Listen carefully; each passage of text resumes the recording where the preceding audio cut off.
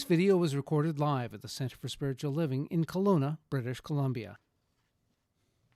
Our sincere thanks to Caesarius Productions for the assistance.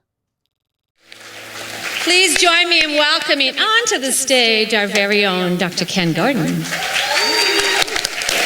Thank you. You may have a seat. Good morning. We're going to start this with a world that works for everyone. That's the theme for the month. And each one of these weeks that we're doing is done by a different minister, which is even more exciting. There's just an incredible amount of creativity coming in from the field and feeding this idea in such a powerful way that I think we're going to transform the world here in the next 52 weeks. The first week, January 3rd, the bullet point structures were written by me. So this talk that is going to take place on January 3rd is going to be given by many people who pick up the various bullet points and then create and bring into being their own talk that comes from it. And when I talk about a world that works for everyone, what I'm talking about is the vision of our organization. And just briefly, what it is that we know that this vision that is being put forward of a world that works for everyone cannot be encapsulated within anyone's consciousness or idea that they have right now. But what we do know about the state of mind and the state of intelligence, the state of consciousness that each and every one of us has, is that when we lay something before us and put it out in front of us, and when we provide ourselves with the faith to know that it must become a reality, that everything that is necessary to bring it into fruition automatically happens and comes into being. So January 3rd, what we're going to do all over the world is talk about a world that works for everyone. Our second week, which will be January 10th, is going to be delivered from one of our ministers in Dayton, Ohio, by the name of Reverend C.C. Coltrane. She created the bullet points for it. And the topic for that is the world has learned all it should through suffering. And Dr. Holmes, our founder, wrote, the world is beginning to realize that it's learned all it should through suffering and pain.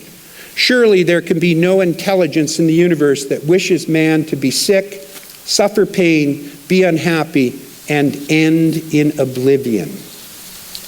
This is one of our founding beliefs. We know that suffering is not something that we need to do. Now, as a collective consciousness and as a society, we've certainly manifested and brought into being a belief system which allows us to believe that. Suffering is a state of mind for humanity. We actually believe that A, we deserve it, and B, that it cleanses us and makes us better. And I will share with you that that belief system has resulted in us being defensive around suffering on a regular basis, where what we attempt to do is push it away or to avoid it in any way, shape, or form because it is one of our commonalities.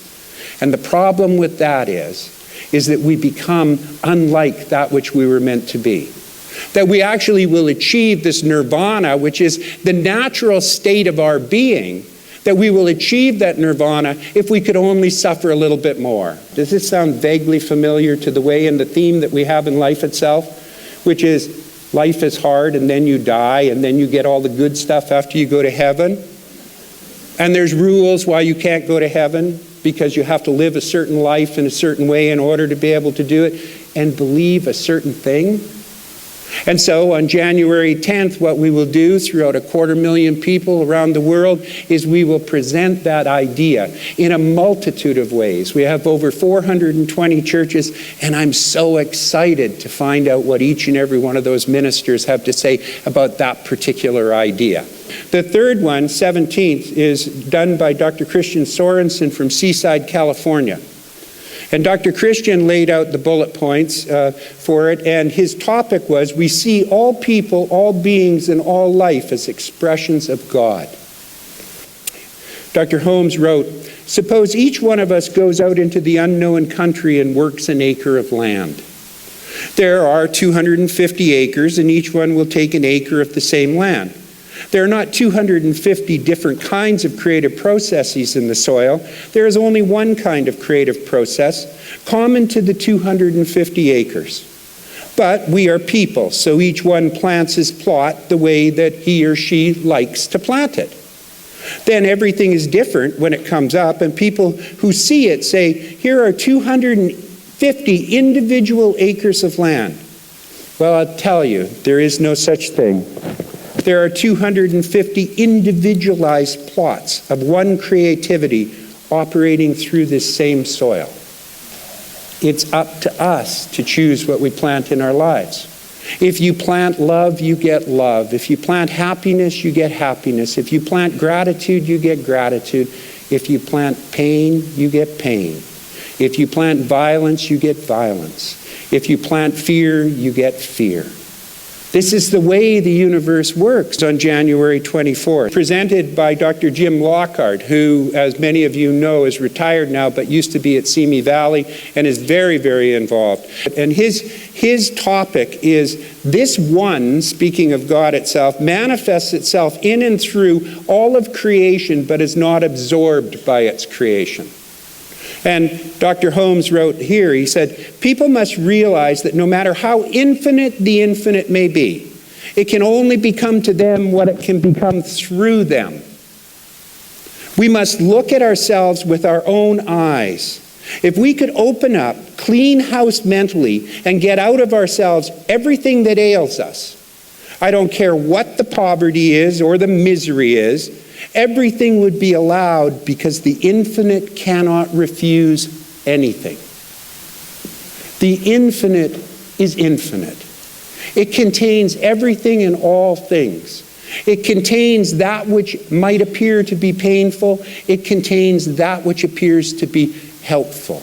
But we know that this universal intelligence, we know this thing that we call God, Allah, whatever name you choose to put on it, life, is nothing more and nothing less than the perfection. And it is up to us to choose what it is that we want, and it becomes manifest. So that is on January 24th. The final one that we do for the month of January is done by Reverend Dr. Kathy Hearn, who is from San Diego, California, and she was the previous spiritual leader for United Centers for Spiritual Living before we integrated and came together. And her quote, or her theme, is, we see a world in which people live in alignment with their highest spiritual path. This is the highest and greatest calling that each and every one of us has to do, is to become authentic within our own being and authentic within our lives, true authenticity. Dr. Holmes wrote around this, whatever is true of the universe as a whole must also be true of the individual as some part of the whole.